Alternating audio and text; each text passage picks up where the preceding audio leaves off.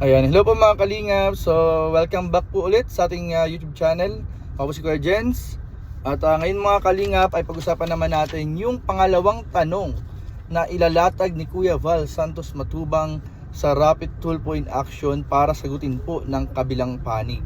So, kanina po, na-upload ko kanina at napag-usapan natin kanina yung unang tanong, yung unang tanong po niya para po sa kabilang panig, kung bakit daw po nasabi o paano nasabi ng dating Kalingap Angel na ang mga umaalis ay sinisira ng Kalingap muna ang dignidad o ang reputasyon, parang ganon. So ayun po mga Kalingap, ngayon po pangalawa naman ng pag-uusap, pangalawang tanong naman po na inilatag ni Kuya Val sa live niya. Ito po yung pangalawang tanong na kanyang ilalatag sa Rapid Tulpo in Action na dapat sagutin, na dapat pong sagutin ng kabilang panig po mga kalingap. So ito po mga kalingap, inihanda ko po yung tanong mga kalingap. Ang pangalawang tanong ay para kay Tatay Beran. Ang tatay po ng dating Kalingap Angel. So ang tanong po dito ay, bakit after a year, bakit after a year ngayon lang nagreklamo na pinainitan daw yung kanyang dalaga? So ayan po mga kalingap, yung kanyang anak mga kalingap. So yun po yung pangalawang tanong ni Kuya Val para po kay Tatay Beran. Bakit pinalipas pa ng napakahabang panahon? Pinalipas pa ang ilang buwan, isang taon, more than a year, bago nagreklamo, na pinapainitan yung kanyang anak. So kasi kung tutuusin mga kalingap, any moment mga kalingap, kapag nakita mo yung anak mo pinapainitan, kung gusto mo magreklamo instantly, madali lang sabihin mo na, kahit ayan mo na, ipakiusap mo na agad na, Kuya Val, baka po pwedeng mamaya-maya na po, kainitan po ng araw, kasikatan po ng araw, ganito ganyan. At yun nga, nilinaw din ni Kuya Val sa kanyang live kanina na yun po ay hindi naman po sobrang tagal na babad sa init ng araw yung yung pagbablog. Saka lang po yun, period of time lang, hindi po siya mahabang panahon. Hindi po siya matagal na exposure sa init ng araw kasi putol-putol naman daw po yun yung vlog.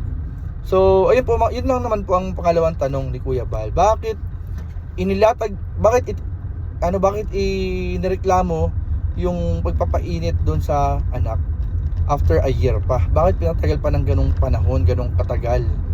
Na pwede naman sana ay sabihin na lang agad doon mismo sa araw na nag-shoot ng vlog. Sabihin na agad na baka pwede pong mamaya na lang at mainit pa. So yun po, yung pangalawang tanong na kailangan nilang sagutin. And especially ni Tatay Beran, bakit pati yun binanggit pa sa Rapid Tulpo in Action. So kayo po mga kalingap, ano po masasabi ninyo dito sa pangalawang tanong na ito mga kalingap? Ano po inyong komento, masabi? Comment down below po mga kalingap. So may kanya-kanya po tayong opinion.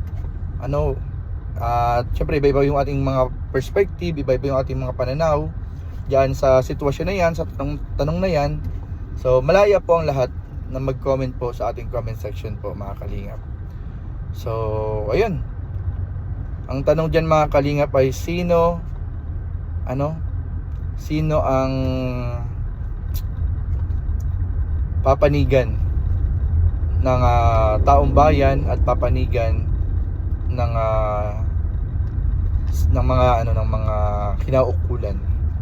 Yun po mga kalingap. Tapos pangatlong tanong na tayo agad mga kalingap So kanina yung pangalawang tanong yun, ngayon pangatlong, ito naman yung pangatlong tanong. So ginawa na kasi ni Kuya Val, sinabi niya na yung mga tanong para mapaghandaan ng kabilang panig, kasi para hindi naman daw kabahan. Kasi dun sa kanyang interview nung nakaraan, yung biglang pinatawag siya sa Rapid Tulpo in Action, hindi niya napaghandaan yung mga tanong. So ito ang pangatlong tanong. Ito ay para naman to kay Nanay Hansel daw. Nanay Hansel, nanay po ng dating Kalingap Angel. Ito po yung tanong daw ni Kuya Val. Kaya para kay Nanay Hansel, tungkol po siya sa 2 sako ng semento. Bakit pinapakalat daw na kinuha o ninakaw ni Kuya Val Santos Matubang yung 2 sako ng semento?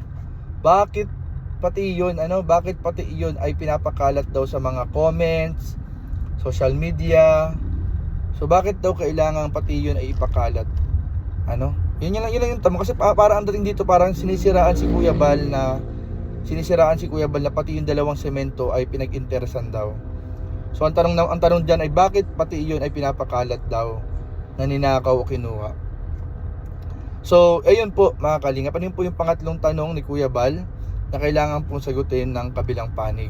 Ang ano po diyan mga kalingap, in my own opinion, ito sa opinion ko lang to mga kalingap ha. Kung ako ay nasa sitwasyon ng pamilya, pinagawa na from doon sa dating bahay hanggang magkaroon ng magandang bahay, ako ay tawag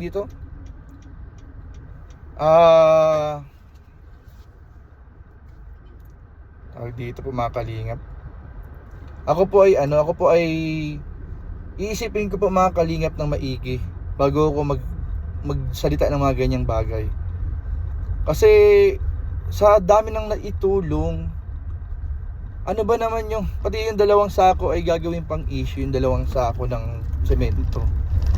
Na kung tutuusin mga kalingap, kung ako yung nasa sitwasyon nila, kahit kunyari may sobrang sa dalawang semento, ibibigay ko pa.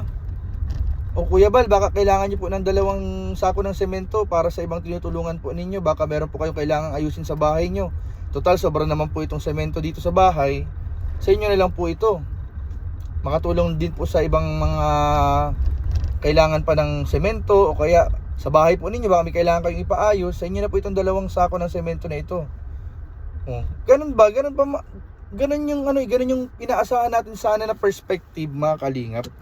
Na imbes na parang yung tumutulong, pagbibintangan pa o sasabihan pa na ninakaw yung dalawang sako ng semento. Kung ako nasa sitwasyon nila mga kalingap, ibibigay ko pa, baka dagdagan ko pa. Kasi sa laki ng naitulong na natanggap galing doon sa tumutulong, yung dalawang sako ng semento, ibigay ko pa, dagdagan ko pa para makatulong din naman sa iba at baka kailangan din naman doon sa bahay ng tumulong. So ibibigay ko pa. Kumbaga, maliit na bagay na lang mga kalingap, dalawang sako ng semento para ireklamo at ipangalandakan pa na ninakaw o kinuha sa kanila. So yun lang naman yung nasa akin. Yun lang naman yung sa akin. Pero syempre may kanya-kanya tayong opinion, may kanya-kanya tayong paniniwala, perspective. So kung yun yung ano naman nila, yun naman yung parang naramdaman nila, hindi naman natin sila pwedeng sisihin kasi yun yung nasa isip nila, yun yung naramdaman nila. So ano lang tawag dito, yun lang mga kalingap, sana ay pinag-isipan ng mabuti bago naglalabas ng mga ganong hinaing sa social media. Kasi syempre di na yung mababawi, magiging kasiraan na yun nung tumulong at mahirap nang mabawi po yun kasi tumatak na yun sa isip ng mga tao. So yun lamang po mga kalingap, abangan po natin kung ano naman po yung mga paliwanag dyan sa mga bagay na yan ng magkabilang panig. So yun lamang po, abangan po natin ang harapan ng dalawang panig sa Rafi Tulfo in action. Baka mamaya po yan mga kalingap. Yun lamang po, God bless, Jesus loves you, bye bye.